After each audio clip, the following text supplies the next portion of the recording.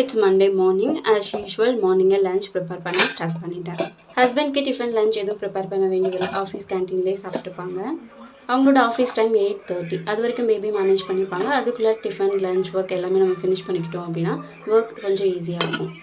ஃபர்ஸ்டே ரைஸ் ரசம் ரெண்டுமே ரெடி பண்ணி வச்சுட்டேன். இன்லஸோடு சேர்த்து எங்கள் 3 மெம்பர்ஸ்க்கு மட்டும்தான் டிஃபன் அண்ட் லஞ்ச். டிஃபனுக்கு மார்னிங்கே ரைஸ் எடுத்துப்பாங்க, ஸோ அதுக்காக சாம்பார் கொஞ்சம் எடுத்து வச்சிட்டேன். லஞ்சுக்கு வெண்டைக்காய் காரக்குழம்பு கேட்டிருந்தாங்க, அதையும் சைட் பை சைட் ப்ரிப்பேர் பண்ண ஸ்டார்ட் பண்ணிட்டேன். இந்த ஒர்க்லாம் ஃபினிஷ் பண்ணதும் எனக்கு டிஃபனுக்கு தோசை ஆர் இட்லி ஏதாவது ப்ரிப்பேர் பண்ணிப்பேன்.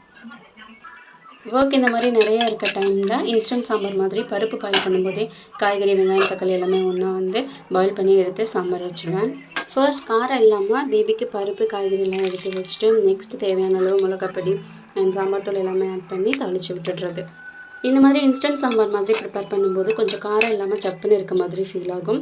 அந்த டைமில் தாளிப்பு வடகம் எக்ஸஸாக ஆட் பண்ணிப்பேன்.